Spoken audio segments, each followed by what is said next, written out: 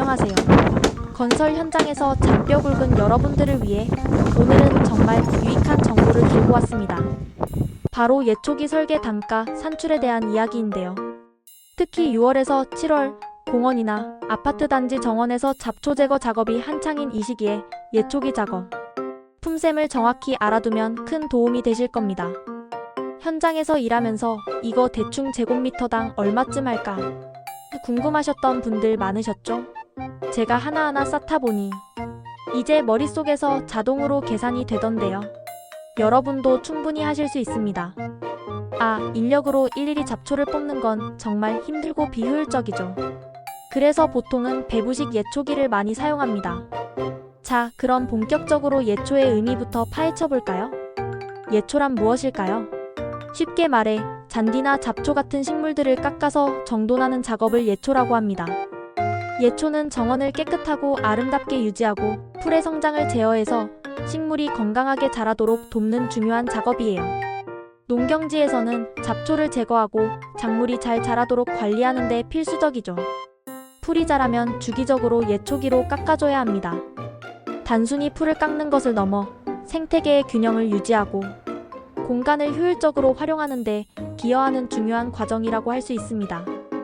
깨끗하게 정돈된 공간은 미관상으로도 좋을 뿐만 아니라 해충 번식을 막고 식물 병충해 예방에도 효과적이랍니다. 예초 작업, 특히 잡초 제거는 정원이나 농경지에서 정말 중요한 관리 과정입니다. 잡초는 우리가 애써 심은 작물이나 정원, 식물들의 영양분과 공간을 빼앗아가기 때문에 제때 제거해주지 않으면 식물들이 제대로 자라기 어려워요. 잡초는 단순히 미관을 해치는 것을 넘어 작물의 생산성을 저해하고 토양의 양분을 고갈시키는 주범이 될 수 있습니다. 심지어 알레르기를 유발하거나 해충의 서식지가 되기도 합니다. 그럼 잡초 제거 작업은 어떤 방법으로 이루어질까요? 몇 가지 대표적인 방법을 소개해 드릴게요. 첫째, 손으로 제거하는 방법입니다. 작은 정원이나 화단에서는 손으로 직접 잡초를 뽑는 것이 가장 정확하고 주변 식물에 피해를 주지 않는 방법이죠. 뿌리까지 확실하게 제거할 수 있어 재발률이 낮다는 장점이 있지만 넓은 면적에서는 시간과 노력이 엄청나게 많이 들기 때문에 비효율적입니다. 주로 섬세한 관리가 필요한 곳에 적용됩니다. 둘째, 제초제나 제초약을 사용하는 방법입니다. 화학적인 물질을 이용해 잡초를 효과적으로 제거하고 재생을 막는 방법인데요. 이 방법은 넓은 면적을 빠르게 처리할 수 있어 편리하지만 주변 환경이나 다른 식물에 영향을 줄 수 있으니 사용할 때 아주 주의해야 합니다. 토양 오염이나 수질 오염의 가능성도 배제할 수 없으므로 사용량과 시기를 철저히 지키고 친환경 제초제를 사용하는 것이 권장됩니다. 셋째, 피복제나 마루제를 사용하는 방법입니다. 잡초가 자라지 못하도록 땅 위에 특수 재료를 덮는 건데요. 이렇게 하면 잡초가 햇빛과 공기를 받지 못해서 성장이 억제됩니다. 자연 친화적인 방법 중 하나죠. 멀칭이라고도 불리는데 짚, 나무 껍질, 비닐 등 다양한 재료를 활용할 수 있습니다. 수분 증발을 막고 토양의 온도를 유지하는 부가적인 효과도 있습니다. 넷째, 가장 중요한 건 정기적인 관리입니다. 잡초는 뿌리까지 확실히 제거해야 다시 자라지 않아요. 꾸준히 잡초를 확인하고 제거해줘야 우리 작물이나 식물들이 충분한 공간과 영양분을 확보하고 건강하게 자랄 수 있답니다. 잡초는 생명력이 강해서 한번 자라기 시작하면 걷잡을 수 없이 퍼져나가기 때문에 초기에 발견하고 제거하는 것이 중요합니다. 주기적인 예찰과 꾸준한 노력이 건강한 정원과 풍요로운 농경지를 만드는 핵심 비결이라고 할 수 있죠. 이러한 방법들을 적절히 조합하여 사용하는 것이 가장 효과적인 잡초 관리 전략이 될 것입니다. 자, 예초에 대한 설명은 여기까지 하고요. 이제 정말 중요한 설계 단가, 산출에 대해 본격적으로 파고들어 볼 시간입니다. 표준 품셈을 함께 검토해 볼 건데요. 여러분 충분히 하실 수 있습니다. 제가 도와드릴게요. 절대 어렵게 생각하지 마세요. 표준 품셈도 결국 사람이 만든 거고 해석도 사람이 하는 겁니다. 품을 만든 사람의 의도를 잘 파악하면 되는 거죠. 그럼 이제 실전으로 들어가 볼까요? 첫 번째 단위는 1일로 되어 있습니다. 211은 작업시간 8시간을 기준으로 합니다. 1일에 특별인부 3명, 보통 인부 1명이 투입되고 하루에 2,500제곱미터를 시공한다고 명시되어 있어요. 쉽게 말해서 하루 시공량이 2,500제곱미터인데 이걸 시공하는데 특별인부 3명과 보통인부 1명이 필요하다는 뜻이죠. 여기서 특별인부는 숙련된 기술을 가진 작업자를 의미하며 보통인부는 일반적인 노동력을 제공하는 작업자를 뜻합니다. 이러한 인력 구성은 예초 작업의 효율성과 전문성을 고려한 결과라고 볼 수 있습니다. 이처럼 명확한 기준이 있으니 혼란스러울 필요가 전혀 없죠. 간단하고 명료합니다. 두 번째, 연 1회, 연 2회, 연 3회 작업에 따른 할증률이 있습니다. 연 1회는 마이너스 30%, 연 2회는 마이너스 20%, 연 3회는 마이너스 0%로 되어 있는데요. 이건 뭘 의미할까요? 예초 단가를 만들 때 연 3회 작업을 기준으로 삼았다는 뜻입니다.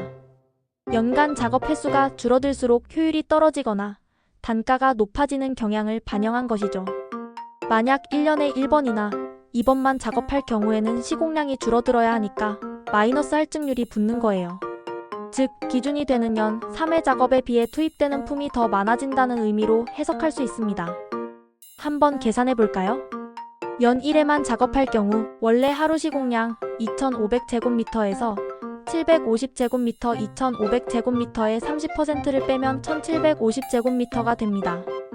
즉, 연 1회 시공량은 1,750제곱미터가 되는 거죠. 이는 연 3회 작업할 때보다 효율이 30% 감소한다고 보는 것입니다. 연 2회만 작업할 경우 2,500제곱미터에서 500제곱미터 2,500제곱미터의 20%를 빼면 2,000제곱미터가 됩니다. 그래서 연 2회 시공량은 2,000제곱미터가 됩니다. 연 3회 대비 20%의 효율 감소를 반영한 수치입니다. 연 3회 작업할 경우는 2,500제곱미터에서 0제곱미터를 빼니까 그대로 2,500제곱미터가 되는 거죠. 이것이 바로 표준적인 작업 효율을 나타내는 기준이 됩니다. 이처럼 작업 횟수에 따라 시공량의 차이를 두는 것은 현장의 현실적인 여건과 작업 난이도를 반영하기 위함입니다. 빈번한 작업은 숙련도를 높이고 효율을 극대화할 수 있기 때문이죠. 세 번째, 경사가 25도 이상인 경우에도 할증률이 붙습니다. 이때는 시공량에서 10%를 감해야 하는데요. 이것도 어렵게 생각할 필요 없습니다. 예초 기계는 평지보다 경사면에서 작업 효율이 현저히 떨어지기 때문에 작업 난이도를 고려해서 시공량을 줄여주는 거예요. 즉, 같은 시간을 투입해도 경사가 심한 곳에서는 작업할 수 있는 면적이 줄어든다는 의미입니다. 이 시공량은 건설기술연구원들이 현장에 직접 나가서 철저한 실사를 통해 조사하고 결정한 거랍니다. 단순히 탁상공론으로 정한 것이 아니라 실제 현장 조건을 반영한 과학적인 근거를 가지고 있다는 점이 중요합니다. 간단히 계산해 볼까요? 경사도가 25도 이상이라면 1일 시공량 2,500제곱미터에서 10%를 감하면 됩니다. 2,500에 0.1을 곱하면 250제곱미터가 나오죠. 2,500에서 250을 빼면 2,250제곱미터가 됩니다. 그래서 경사 25도 이상일 때 하루 시공량은 2,250제곱미터가 되는 거예요. 이처럼 환경적인 요소가 작업 효율에 미치는 영향을 정확히 파악하여 단가에 반영하는 것이 합리적인 설계 단가, 산출의 핵심입니다. 경사가 급할수록 작업자의 피로도가 증가하고 안전상의 위험도 커지기 때문에 이러한 요소들을 고려하여 품을 산정하는 것이죠. 위에서 살펴본 표준품셈에서 가장 중요한 건 이 품이 하루에 3회 작업하는 것을 기준으로 만들어졌다는 겁니다. 이 기준점을 명확히 이해해야 할증이나 감액을 올바르게 적용할 수 있습니다. 만약 3회 중 1회나 2회만 작업한다면 해당 품에 할증을 붙여서 계산해야 해요. 이는 작업 횟수 감소에 따른 비효율성을 보정하기 위함입니다. 그리고 정산 문제 때문에 단위 환산이 꼭 필요합니다. 예초 작업을 1일 단위로 설계 단가를 적용하는 내역서는 거의 없다고 보시면 돼요. 대부분의 발주처나 정상기관에서는 구체적인 면적 단위로 작업을 평가하기 때문입니다. 반드시 제곱미터로 환산해서 적용해야 수량 산출이나 정산에 문제가 생기지 않습니다. 설계 1위대가는 제곱미터로 작성해서 올려드릴 거예요. 1위대가 셀을 클릭해 보시면 환산하는 방법이 자세히 나와 있을 겁니다. 예를 들어 특별인부 32,500이라는 건 1제곱미터로 환산했을 때 특별인부가 0.01명 투입된다는 뜻입니다. 이것은 3명의 특별인부가 2,500제곱미터를 작업하는데 필요한 총 품을 1제곱미터당으로 나눈 값이죠. 이렇게 세부적으로 품을 분석하고 환산하는 과정이 바로 정확한 설계 단가 산출의 기본입니다. 조금만 산수 공부를 하시면 금방 익숙해질 거예요. 산수는 어려워 보이지만 실제로는 논리적인 사고력을 길러주는 아주 유용한 도구입니다. 엑셀 파일을 보시면 더 명확하게 설명되어 있을 겁니다. 여러분의 이해를 돕기 위해 시각적인 자료도 함께 제공해 드릴 테니 너무 걱정하지 마세요. 설명은 여기서 마치고요. 여러분, 우리 모두 널리 이로운 사람이 되자고요. 충분히 하실 수 있습니다. 현장에서 여러분의 역량을 마음껏 펼쳐 보이세요. 여기서 추가 설명이 있어요. 설계 단가는 이걸 만드는 사람이 어떻게 만들어 내느냐에 따라 크게 달라집니다.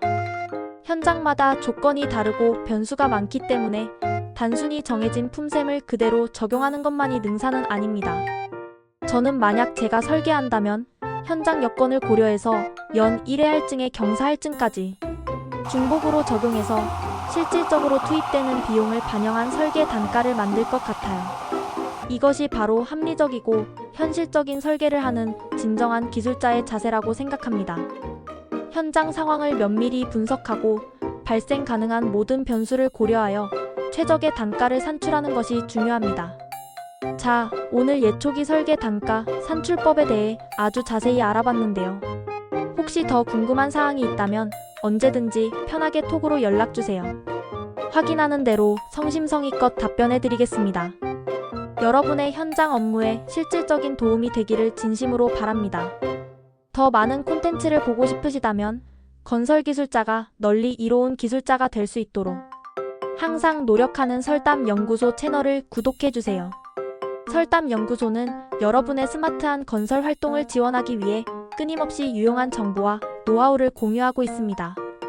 네이버나 구글에서 설담연구소를 검색해보시면 정말 풍부하고 심도 있는 정보들을 많이 얻으실 수 있을 거예요.